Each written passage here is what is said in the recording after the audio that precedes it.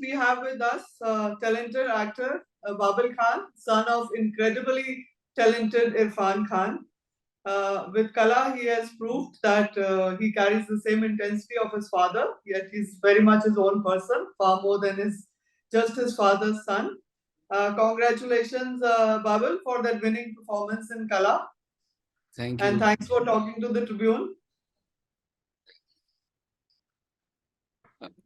How are you today? Yeah, I'm good. How are you? I'm good. I'm good. Um, shall I? My first question is the obvious one, one that you may have been asked several times before as well. For your first film, you chose a part which is not technically the lead. I mean, the titular part belongs to Tripti. So, what made you say yes to it? The story, of course, the story and, meeting Anvita for the first time and the feeling of it. It was about that. It was just about, the way Anvita narrated the film to me and the way, the passion and the emotion with which she, brought those characters to life within me just by the way she narrated to me. That's it. It was never a consideration or a strategy to play a lead part or anything, because I don't think ever in my upbringing ever was, the narcissism of the individual instilled in me. It was always about the story and art as an expression of being and your journey. There's absolutely there's no consideration of it ever being a lead part. Those things don't, like, they don't not that's not our family either.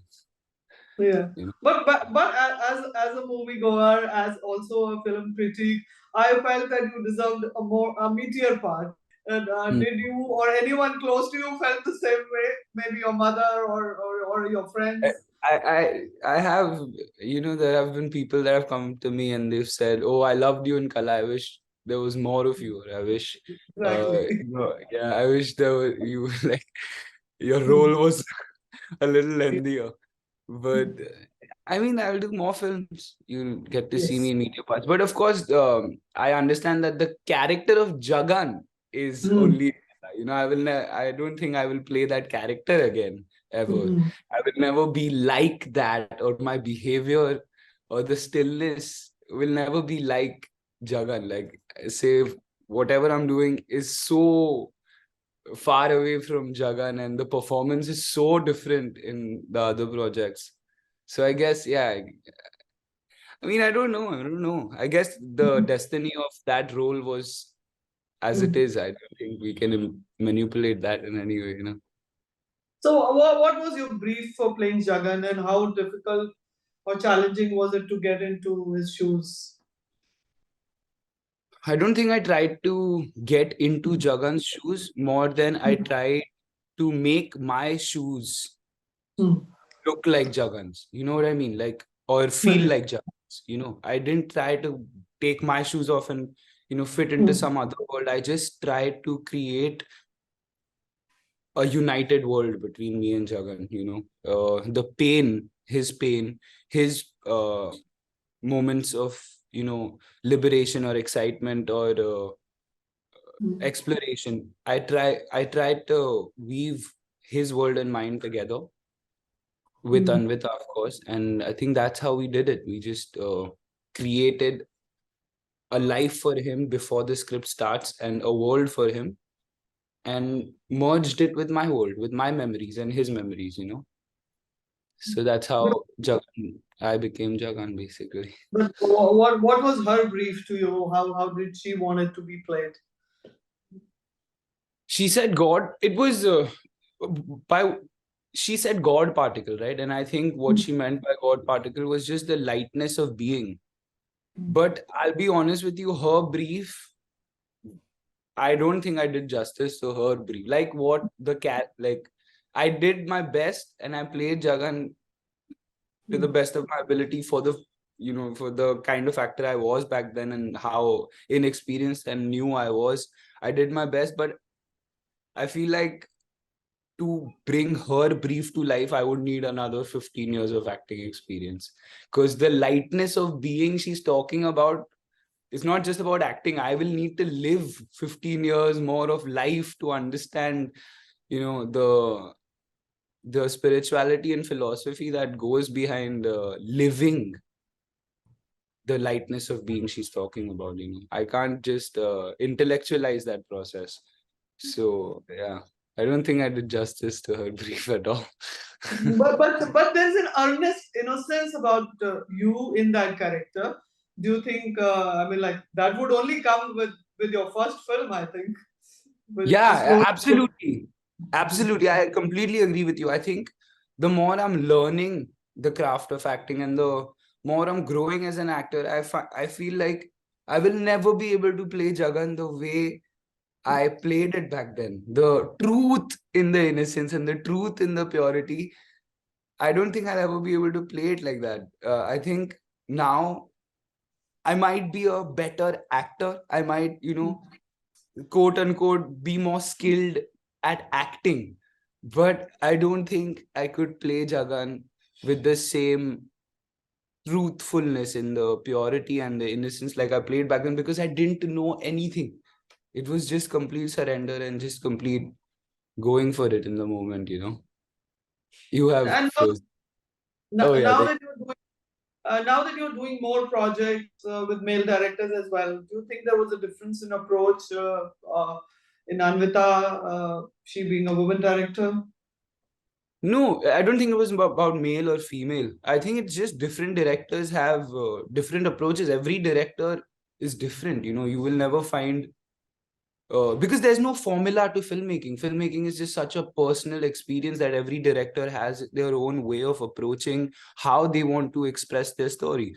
And it's not about man, woman, male, female. It's just the way an individual wants to tell his own story. Like working with other directors, they all had different approaches, and an actor always has to, that's why, be so malleable and so moldable, because it's not just the character that is changing, it is also the storyteller that is changing.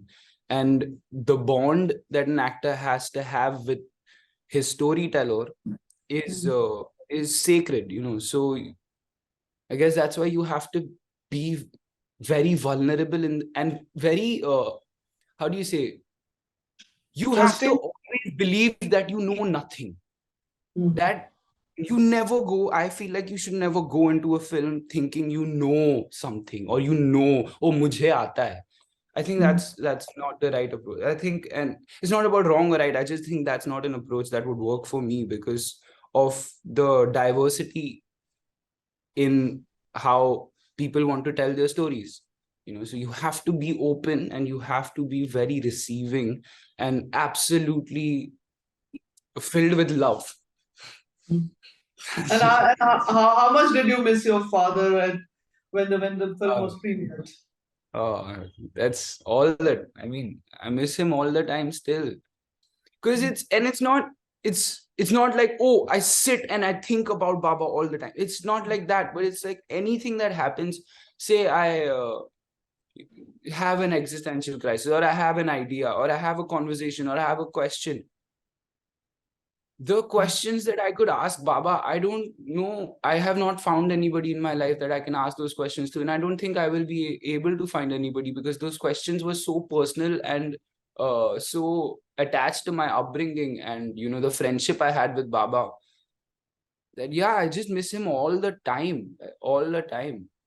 So yeah, I missed him a lot. And I miss him every time I do anything creative, because he really, helped me, and so it protected the child within me so that it could flourish even as I aged beyond the point where the child is retained.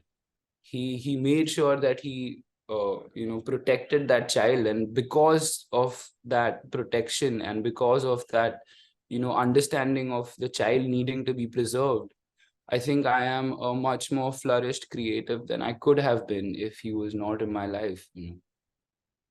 But everyone one meets, who is known Irfan Khan briefly, whether they're directors, whether they're actors, they all swear by the lessons they have imbibed from him. And Right. being his son, what would be the biggest lesson that you may have learned from him?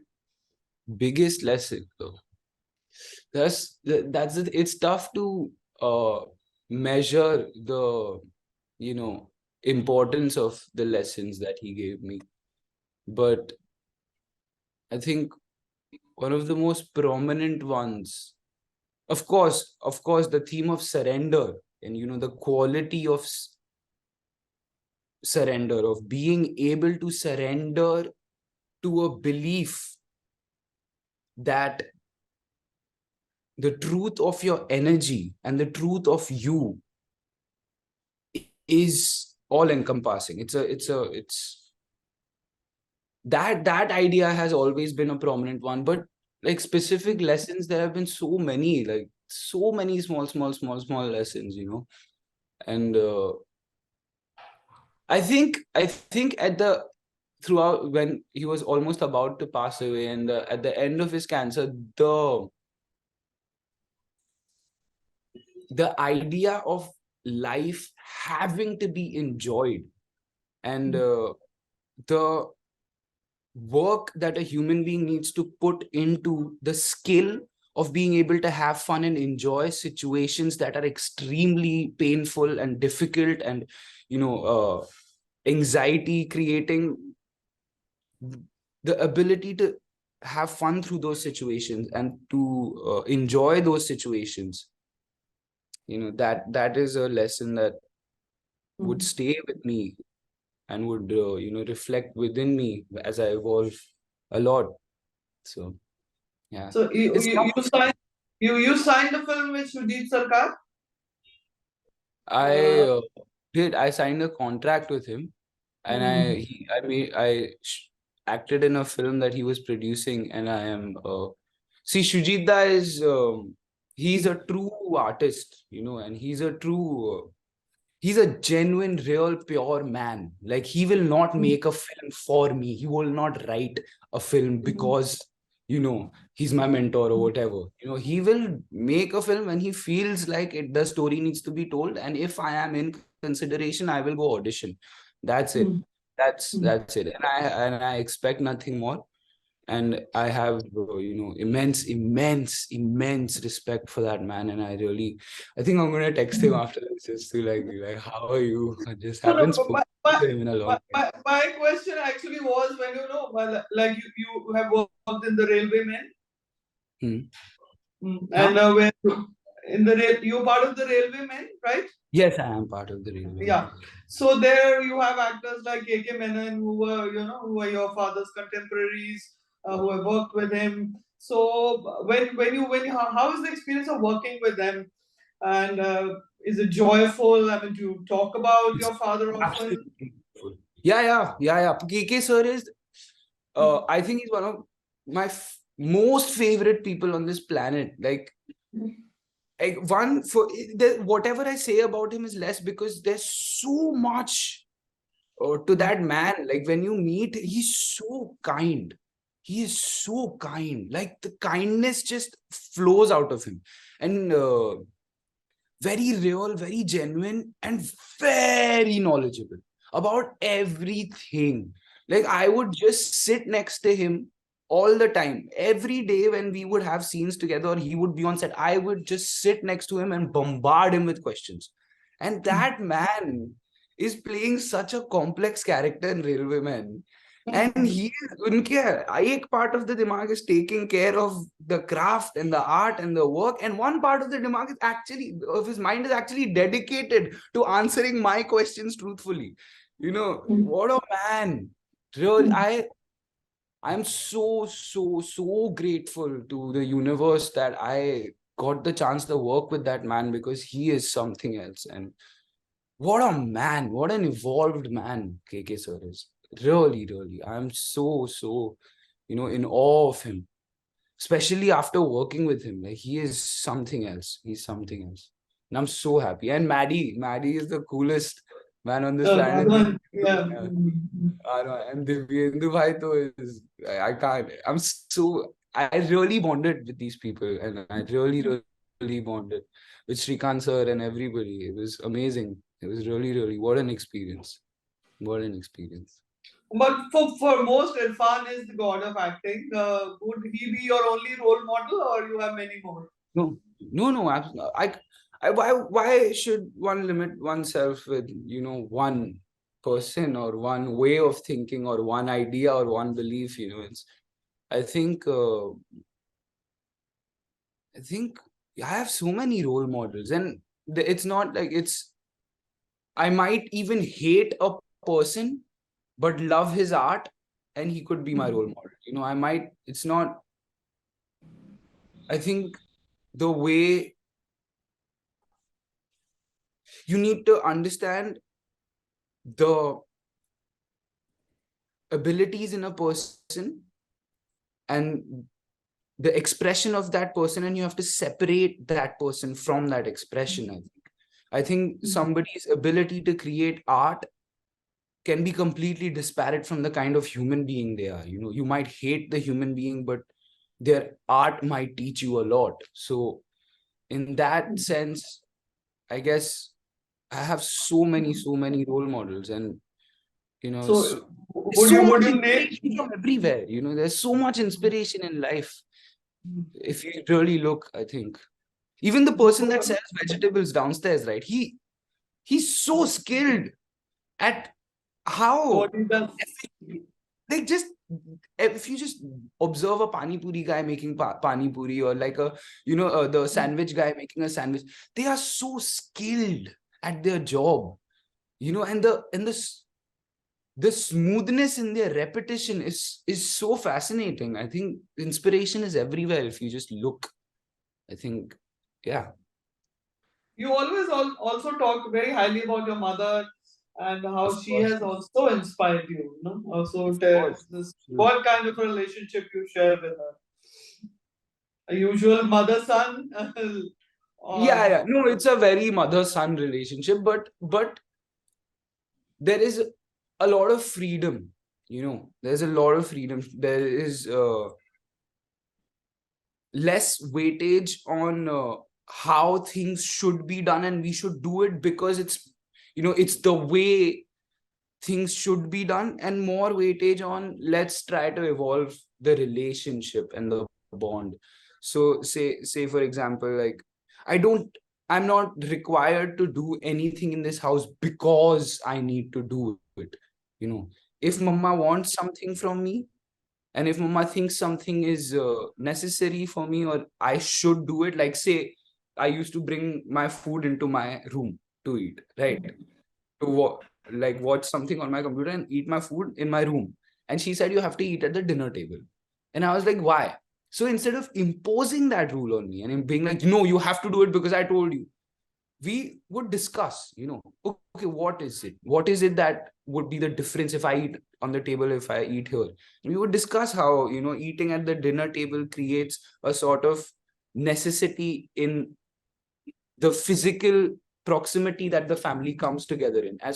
And when you're forced, or when there is a you know when there is a period where you have to go and sit with your family, and when you force yourself to do that, then automatically a new dimension in your relationship opens up, because you are talking about things you don't want to talk about, and then suddenly you realize, wait, this is a completely new perspective. I didn't even hear it. Thank God I sat at this table with mama.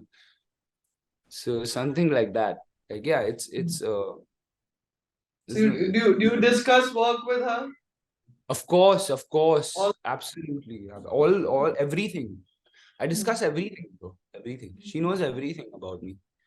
And there are no secrets in this house, and uh, there's nothing to hide. And I discuss all my work with her. She is an extremely experienced woman in this field, and her eye for critiquing cinema is and performance is it's breathtaking. And she used to really, even guide Baba in his performance in the way of critiquing and, how he could implement certain things. And yeah, she's extremely skilled. So of course it would Is, be a waste if I didn't take is, her help. is she happy with your performance in Kala? Yeah, I mean, see, I am extremely self-critical, so I had built up the performance to be really bad for her. I told her, Mama, you will watch it and you will slap me and you'll be like, oh my God, like, Mama. But then she watched it, she was like, Babil, it was the first time you've gone in front of the camera. Like, for your first time, all you need to see is that there is immense potential in this boy. I don't want to see you give me a performance. I want to see you show me your potential. That's it. And you did that, so I'm happy. So It- that was so you did what children do with their exams. They tell their parents, we haven't fared well, yeah. so that the Yeah, parents yeah, are yeah, upset when the yeah. result comes out. Undersell yourself. but, but you often talk of privilege, and so what would be the privilege of being Irfan Khan's son? Do you think it's a double-edged sword, or it works in your favor? Okay, so the privilege of being Baba's son is very different from from what it would appear like. Like, it is just completely against the values of our family, like, to use privilege as a shortcut for success, right? Like, there is no scenario in which Baba or Mama would have and Mama would ever have fetched me work with their connections, right? My or even the wealth aspect of it. Like, Baba made a lot of money, but Baba would never let that money come into my life. Like, I had to take the rickshaw and the ferry and the bus, and I had to do I didn't, I was not given a phone till I was like 16. I took the school bus and I went to school. I never was given the luxury that Baba received after a lot of hard work. I had to do my grind. And that was how I was brought up. And in terms of his connections, my true privilege was that I got to be around people that were making, that were really exploring the meaning of art and really exploring evolution and the evolution of consciousness. My privilege is that because I was Baba's son, I got to be around those people. My privilege was that I got to have, I got to go to Inferno's premiere and the screening, and I got to meet Tom Hanks. And it was not that, oh, Baba would would make a call, or Mama would make a call, and I would have a film the next day, and I would have, all of these things, material things. And it was, my privilege was not there. That was not given to me. And that was not how our family utilized privilege. It was more the absorption of the people, that I've been around. That has been my privilege. And, That and I the got. privilege Yeah, and yes, the please. privilege of being around such a great actor in the first place. Exactly. The learning aspect was my privilege. The knowledge was my privilege. But there have been no shortcuts, and there have been no utilizations of shortcuts. And I think if I ever use Baba's connection to, you know, take a shortcut in my life, I think I would let him down so deeply. And because of that sentiment, I just think I couldn't. I don't think I could ever manage to do that. And I have faith in myself. Like, I have belief in myself. I know I'm talented, and I know, like, I get rejected in auditions a lot, but I know, like, that, You do. I will. Yeah, of course. Like, of course, yeah, like, but What do they tell you? huh? I Go said, ahead. what do they tell you when they reject you? No, they don't tell me. They tell me, oh, we are looking at someone older or someone younger, or your acting was great. I like balls. I know where I messed up. I know that I was not in the moment over there, or I know I was not, like I was not listening, or I know I was reacting. My reaction was not organic. It was not natural. It was not received and reacted. It was made up. My mind made that reaction. Was not my being that was there. I know where I messed up, so don't tell me that you're looking for someone older, or you're changed the brief, or this is. I know. So yeah, but I have belief in myself in the sense that I know, that one day I will be an actor that moves people. Not No, just a skill. you've already moved us in Kala. No, come on. No, that is No, there were a couple. The Farhan Akhtar's Friday night plan. What is uppermost on your mind? Is it the production house? Is it the script? Or do you remember your father? Would how much of what he was or the kind of films he did determine your choices? say it's different for like every time is different, but it's say Kala, it was Anvita's passion and the passion for the character, and the hopes I had with the evolution I would be making at that time as an actor. With Railwayman, it was that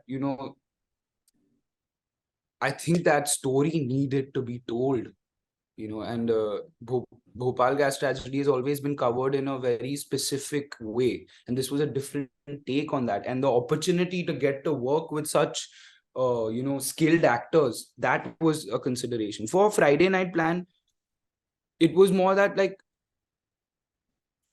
I had done so like intense things, the projects and films, and with Friday night plan, it was just I just wanted to be young, even younger than my age. But you're already young. How young you are? I'm 24.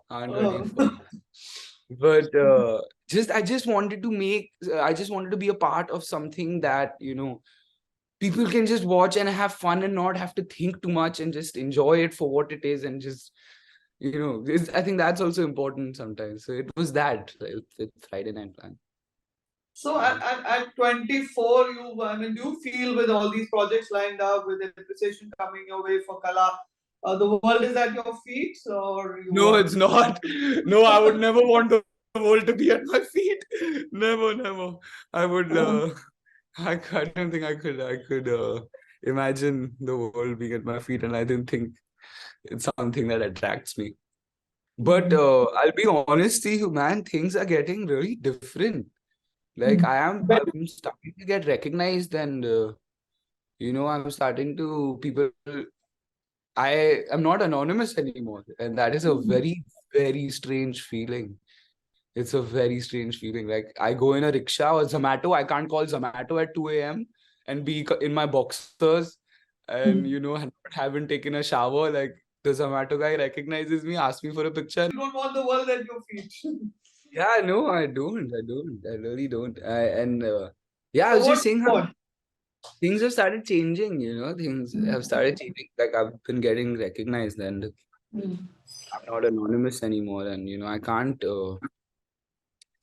It's just a strange feeling, it appears very attractive from outside when you look at somebody famous and you see the attention and love they get, and the craze behind them, and you desire that.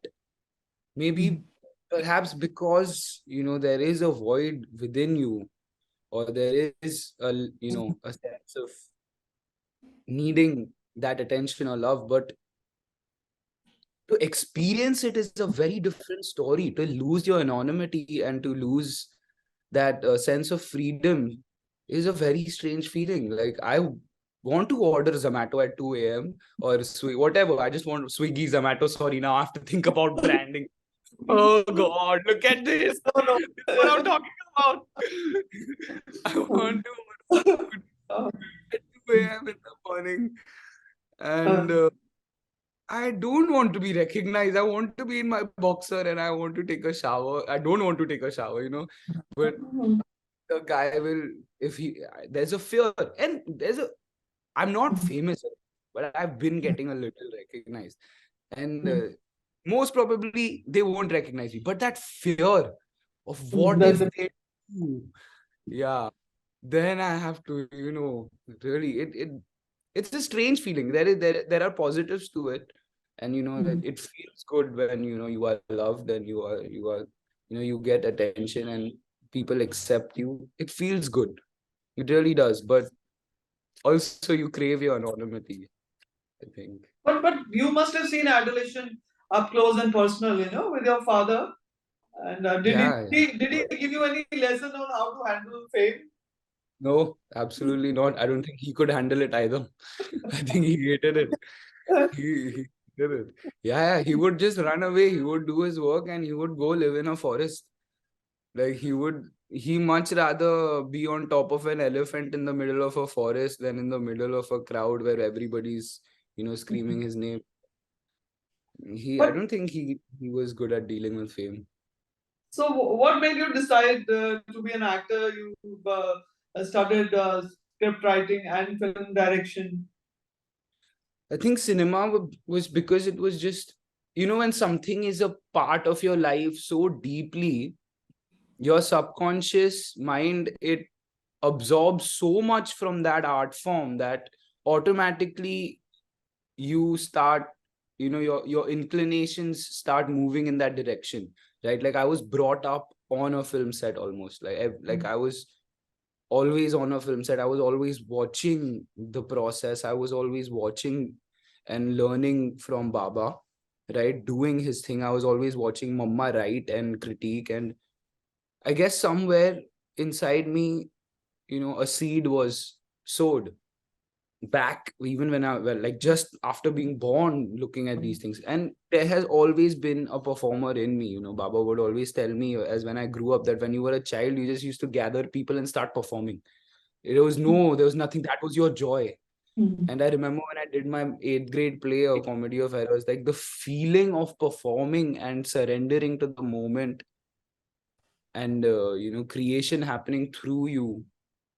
And it's such an immediate creation. You know, you paint, if you paint or you know, do photography or you sculpt or you do pottery, it is all an external art form. You know, you have to use an external medium to, you know, create.